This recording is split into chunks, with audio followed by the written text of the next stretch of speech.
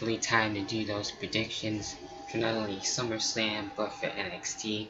Doing 2 and 1, just gonna get all this shit over with. So let's do this without further ado. As always, you know how the story goes.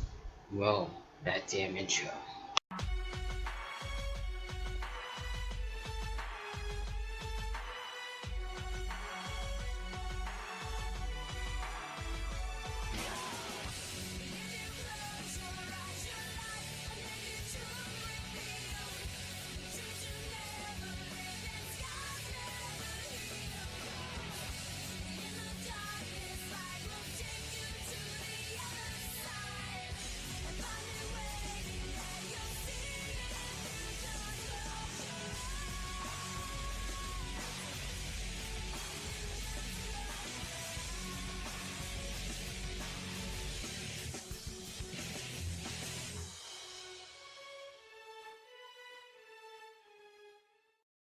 Alright, so first things first, I got a couple of things to get through. Basically some shoutouts, because I've been wanting to do this for quite some time, and most recently it came to my attention that we got a returning YouTuber, and that's right, and one of the OGs, if you will, from the Wrestling's Pro Wings. When we first started out, we got, that's right, John Ferrera back. What Pisses Me Off 710, and was brought to my attention by Simon HD when he shouted him out, so definitely a blast from the past. So if you want to check out anything that pisses him off to other stuff that's going on, definitely check out his YouTube channel with the checkout. And a guy that doesn't really need a introduction at all, you see them countless other times here on the channel, and that's right, Brother Chris is back. Not really talking about wrestling, but doing more things on his terms, basically, if you will, and on his new YouTube channel. Of course, he still has the Boss Defense 79v1 channel, but he's on another account, basically under Christopher Michaels, if I'm not mistaken. So go check out Brother Chris and for Brother John, if you will, on that. And you know, with this, I was deciding on things, you know, how to revive this channel and still, you know, try to work out ways and figure out, you know, not only what I like to, but what you guys are more interested in and what you guys like to see. So, you know, if there's things that you would like to see that I haven't really done in a long time and would like to see them back, or have any new suggestions and ideas, and I appreciate the comments. I'd like to get more of those and try to keep on working things and to get back to where I once was here, because, you know, doing the whole YouTube thing, you know, I still actually enjoy it, even though I haven't been doing it as much, and I've been really just dealing with other stuff and work and all that. So, you know, just trying to really, you know, work with things and, you know, come up with ideas and stuff like that and keep the channel going. So if you're new, definitely I welcome each and every one of you. So with that being said, you're more than welcome to subscribe and hit the notification bell to stay notified for all my videos and all that good stuff. And without further ado, let's get right down into it, because we have a big weekend this weekend with not only NXT Takeover, but we also have SummerSlam and into, as always, with NXT Takeover predictions. First match where we have Velveteen Dream and EC3 going at it and everything. And basically, in all honesty, I've been more to NXT than the main roster, because the main roster really has been shit, and it hasn't really been that much exciting. Besides a few things, I've been more into the more key points, if you will. So I can understand, you know, people's frustrations and everything, what have you. And it all depends on what you like, and I know some people have been actually unsubscribing to the WWE Network, which I can understand, but I actually like the other content that's on there, so I wouldn't really go that far. For me, that's just my opinion, but you know, that's always on you, what you like, as always, so can't really go wrong with that. But with that being said, Velveteen Dream and EC3 in terms of this match for NXT TakeOver should be really interesting. The feud hasn't been, you know, all that bad, so yeah, I actually do like both guys, so it's kind of hard to actually go with that legit pick. I'm probably gonna go with EC3 most likely overall, but that's just who I want to win. I'm sure Velveteen Dream actually get his win there. and who I want to win is more EC3. So overall, I'll go with Philly 2G most likely to win as a whole. NXT Tag Team Championship match where we got the Undisputed Era and Mustache Mountain. It'll be actually really cool to see Mustache Mountain get their chance again and more of a longer run for the tag team titles, since they didn't really have too much of a long one, if I'm not mistaken. So we'll see where things go. I would like to see obviously Mustache Mountain, but probably go with Undisputed Era actually retaining and keeping the tag team titles. So there you have it with that. The NXT Women's Championship match between Shayna Baszler and Kairi Sane is the next match, and this is basically a rematch from the main classic. The first one, we got the second one underway, which is looking pretty interesting. I like the people that are in there so far. I might talk about that later on, but when it comes to that, I do see actually Kairi Sane getting the win. I would like to see that, but it'd probably be Shayna Baszler as a whole overall. So when it comes to predictions on that, and the NXT North American Championship is on the line between Adam Cole and Ricochet. Although it would be really cool to see Ricochet get it, it'd probably be Adam Cole getting the win and retaining and keeping the title, pretty much like the Undisputed Era, and actually retaining the title. So there you have it with that. And then we got the main event, where it's supposed to be a triple threat match with Aleister Black, Johnny Gargano, and Tommaso Ciampa. Now it's just a one-on-one last man standing match between Tommaso Ciampa and Johnny Gargano, and it would be really nice to see Johnny Gargano get the NXT title this time, since he basically has lost every single match so far that he's been with Tommaso Ciampa. But it'd probably be Tommaso Ciampa actually getting the win and continuing things. So we'll see how it goes, and hopefully we'll see a turnaround with Johnny Gargano, because I think he can definitely for sure use it. So that's basically it when it comes to everything else on NXT. Not a whole lot of matches, since it's basically like a 2-hour show and everything, more easier to sit through and everything like that. So yeah, that's the 4th installment for NXT Takeover Brooklyn, and we'll see where things are going to be going about with that. So on to SummerSlam. Hopefully with SummerSlam it won't be the same, where we just go through a lot of shit to get to the good stuff and vice versa. I've really been hating that when it comes to pay-per-views lately. I mean, so far the only pay-per-views that I really enjoyed the most has been Royal Rumble and WrestleMania. So far those have been like the only two, to be all honest. So we do have a lot of stuff as always with SummerSlam, and the pay-per-views getting longer, which is kind of dreadful at times, but you know, we'll get right down into it with the predictions, and it is what it is basically. You know, right with the kickoff, getting that out of the way, as always, we have Andrade St. Almas and Zelina Vega and Rusev and Lana, basically in the mixed tag team match and everything.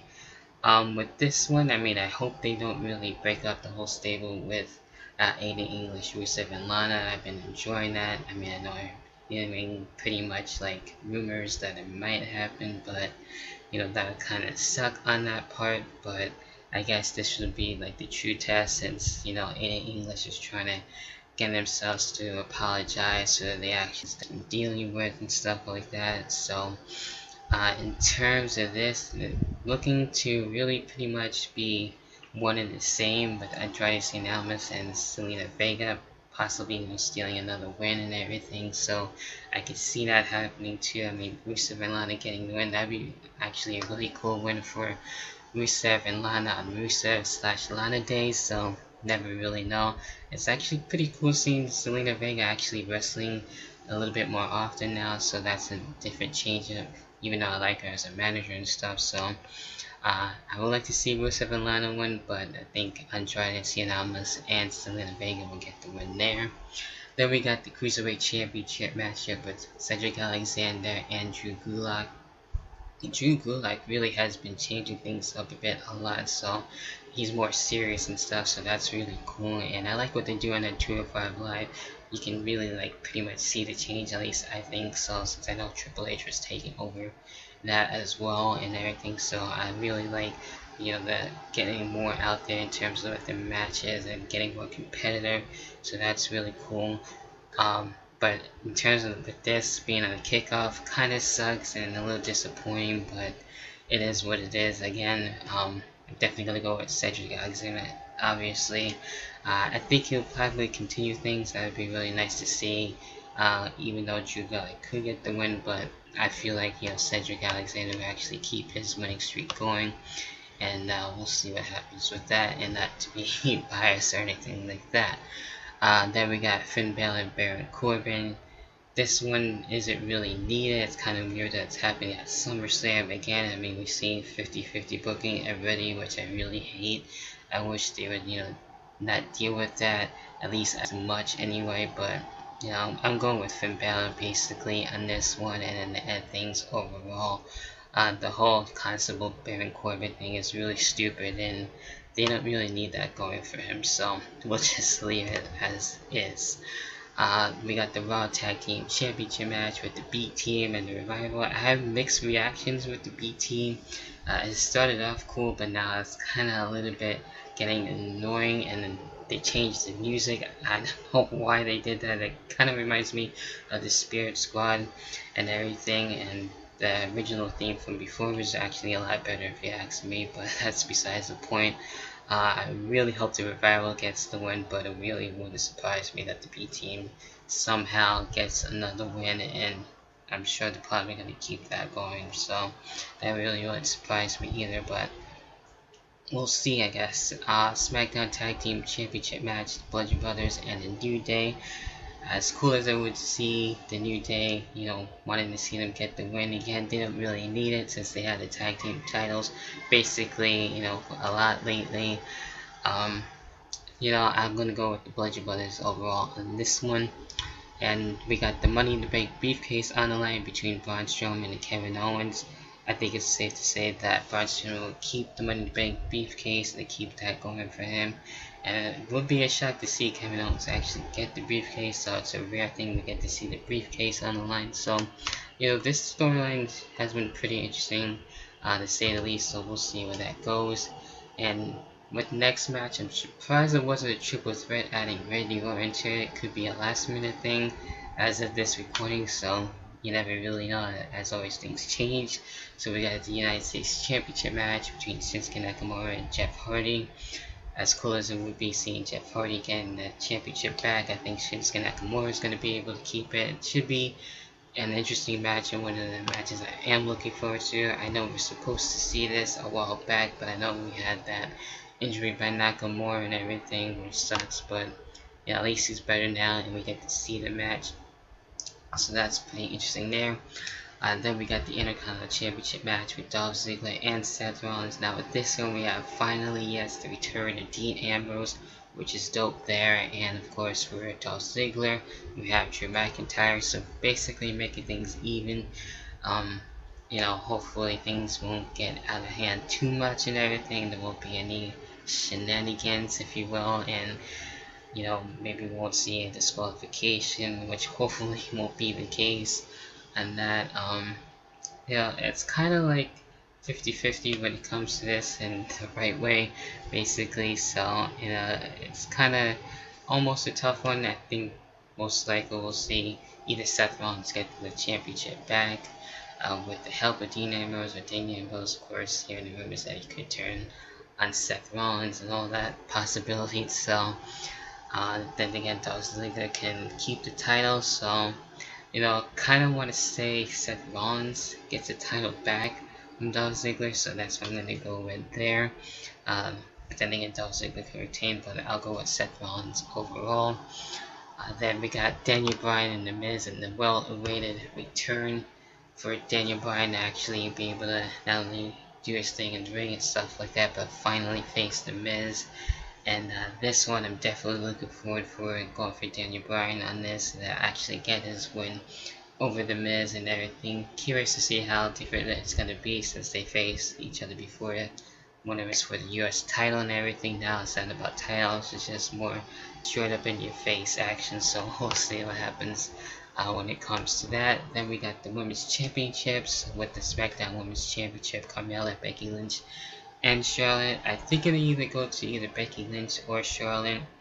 More so Charlotte in a way. It's cool to see Becky Lynch get her title. And we'll see how things go, especially now that we got Evolution coming up pretty soon, so I'm pretty sure we'll see a title change for both women's titles and everything, and we'll see what things go. So I'm going to go with Charlotte overall.